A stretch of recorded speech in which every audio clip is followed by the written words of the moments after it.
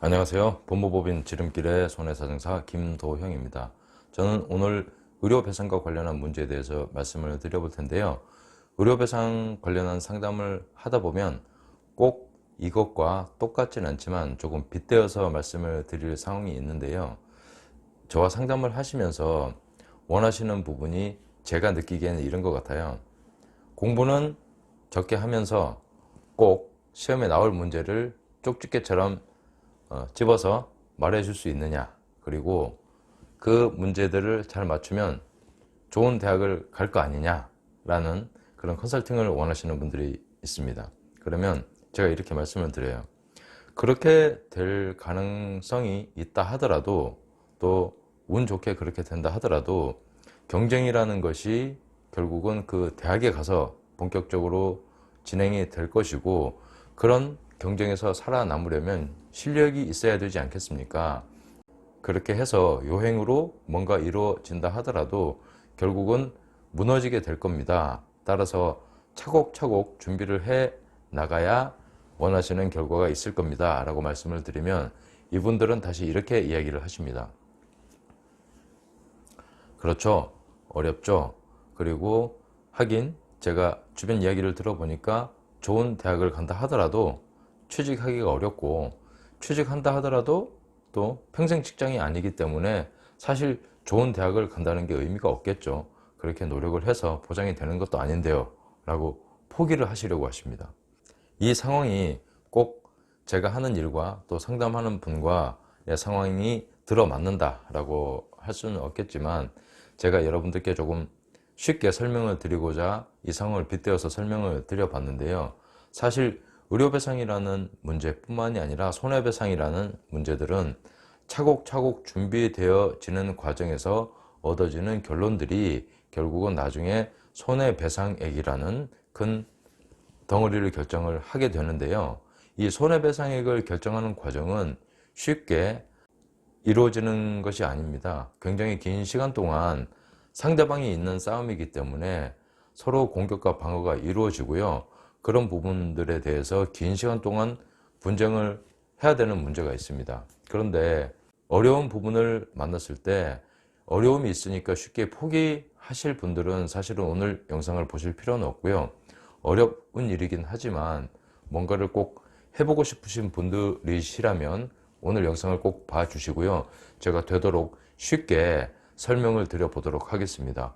오늘 영상 끝까지 보신다면 손해배상과 관련한 부분에 대해서 공식이 있다는 부분을 아실 수가 있을 거고요. 이 공식을 토대로 모의고사라는 부분이 있습니다.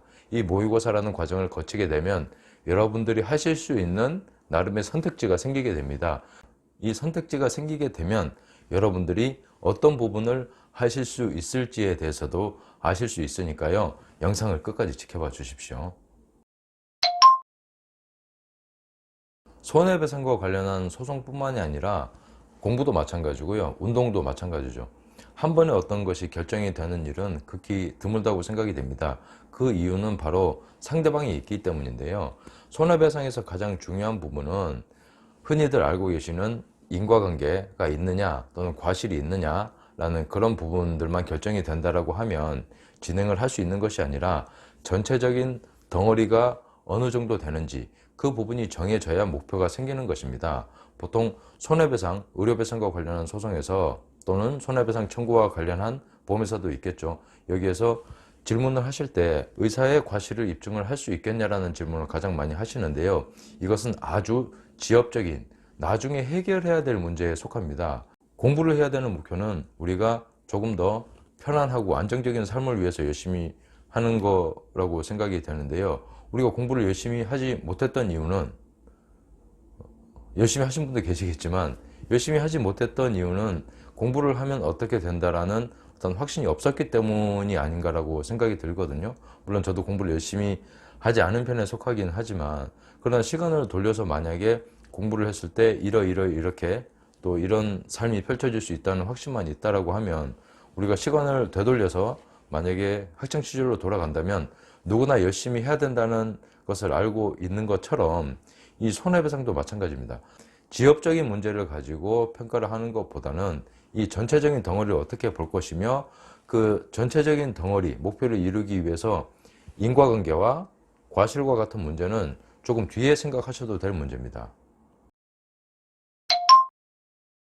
그렇다면 이 덩어리는 어떻게 우리가 알 수 있느냐라는 문제가 있겠죠. 보통 상담을 오시게 되면 당신의 경험상 이 정도 사례에서는 얼마 받을 수 있느냐, 받은 사례가 어떻게 되느냐, 또 조금 공부를 하신 분들은 그런 판례가 있느냐라고 물어보시는데, 그것은 결국 상담하시는 그분의 사례가 아닙니다. 다른 사람의 것이죠. 다른 사람의 것이 참고가 될 수는 있겠지만 내 사례가 될 수는 없거든요. 여러 가지 사례가 있기 때문에 그것을 일일이 다 확인해서 적용을 하기 어려운 것은, 우리가 보게 되는 판결문은 그 소송 사례가 굉장히 많고, 또 하나의 소송 사례라 하더라도 관련된 기록이 굉장히 많거든요. 변호사님들이 이렇게 자료를 보시게 되면 원고 피고 모두 자료를 보게 되면 수백 장 또는 수천 장의 자료가 필요합니다.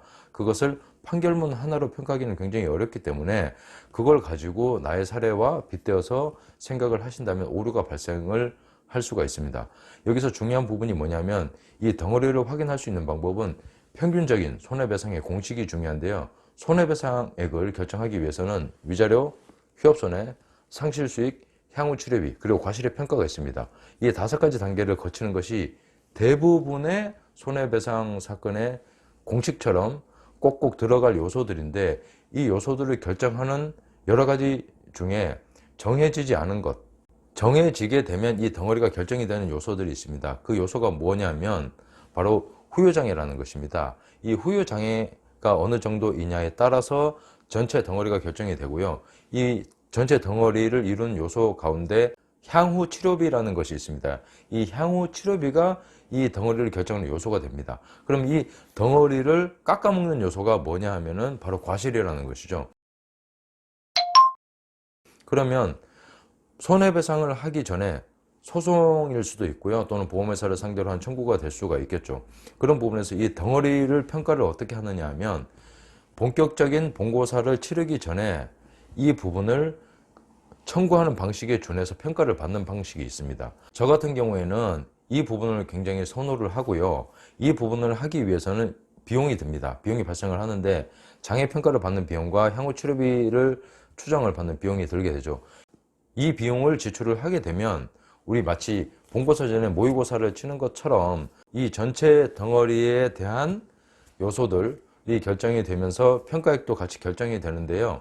이 부분은 실제 본 게임에서는 조정이 있을 수 있겠지만 결국은 우리가 무엇을 해야 되느냐라는 목표가 정해지는 단계이기 때문에, 이런 단계를 거쳐서 평가액을 산정을 할 수만 있다면 여러분들이 실제로 이것을 어떻게 진행을 하느냐라는 선택에 도움이 많이 될 거라고 생각이 듭니다. 이 덩어리를 어떻게 결정을 하느냐라는 부분은 조금 전에 말씀드렸던 바와 같이 평가를 받아야 되는데요. 이 평가를 받기 위해서는 약간의 비용이 투자가 되어야 됩니다. 하지만 작은 비용으로 그 가능성을 알 수 있기 때문에 꼭 이런 손해배상과 관련한 고민이 있으시다면 본격적인 게임에 앞서서 이런 평가를 받아보시는 것도 굉장히 좋은 방법이라고 생각이 들고요. 이렇게 평가를 받게 되면 의료배상이라고 하면 여러 가지 선택지가 있겠죠. 우선 비용을 들이지 않고 하는 방법이 있습니다. 소비자보호원에 민원 신청하는 방법이 있고요. 한국의료분쟁조정중재원에 민원을 신청하는 방법이 있습니다. 세 번째는 병원에서 가입한 의료배상 공제조합 또는 의료배상 책임보험이 있는데요. 이 보험회사에 이것을 청구해보는 방법이 있습니다. 그리고 이런 보험이 없다라고 하면 그 배상액을 직접 청구를 해보는 방법이 있을 거고요. 이런 부분들이 모두 안 된다라고 하면 마지막에는 손해배상 소송, 정식 소송을 청구하는 방법이 있습니다. 이렇게 여러 가지 단계를 거친다라고 하면 어려운 일인데도 불구하고 바로 본 게임인 본고사라고 해야 될까요?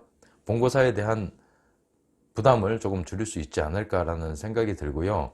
이 과정에서 드는 비용은 본격적인 게임에 있어서의 필요한 비용보다는 훨씬 더 작은 부분이고, 또 본격적인 그런 소송이라는 부분을 하시기 전에 여러분들이 하실 수 있는 최소한의 비용으로 최대의 성과를 얻을 수 있는 방법이라고 생각이 들기 때문에 어떤 일을 하실 때 부담이 있으시다라고 하면 이런 과정을 통해서도 하는 방법이 있으니까요. 꼭 여러분들께서 한번 생각을 해 보셨으면 좋겠고요. 이런 부분이 어려우시다면 소송 가기 전에 주변에 이런 부분까지만 도와드릴 수 있는 여러 전문가들이 많이 있을 겁니다. 이분들께도 도움을 요청을 하시는 방법도 비용을 적게 드리는 방법이라고 생각이 됩니다. 의료배상 소송뿐만이 아니라 손해배상과 관련한 대부분의 소송들은 이와 같은 방식으로 진행이 되는 것이 일반적이고요.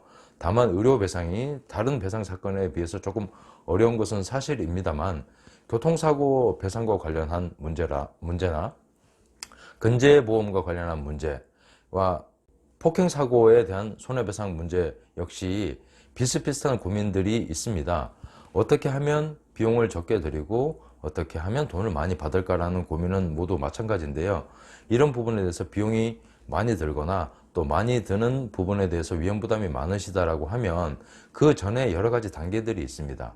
모의고사라고 제가 말씀을 드렸던 그런 부분인데요. 그런 부분들도 충분히 방법이 있으니까 고민해 보시고 또 어려운 일이지만 이렇게 풀어 나가신다라고 하면 여러분들이 원하시는 목표에 가깝게 갈 수 있을 거라는 생각이 듭니다. 어려운 일을 쉽게 해결하면 너무나 좋겠지만 그런 방법은 세상에 없다라고 생각이 듭니다. 하지만 조금 연습을 하다 보면 결국은 그것이 정말 내가 할 수 있는 일인지를 알 수 있는 방법이 많이 있으니까요. 꼭 주변에 상의를 해 보시고요. 또 이렇게 유튜브로 공부를 해 보시는 것도 좋고요. 블로그에도 많은 내용이 있습니다. 계속 꾸준히 저는 좋은 영상으로 여러분을 찾아뵙겠습니다. 다음에 또 뵙도록 하겠습니다. 궁금한 점 있으시면 댓글로 남겨주십시오. 제가 답변을 성실히 달리겠습니다. 다음에 또 뵙겠습니다. 감사합니다.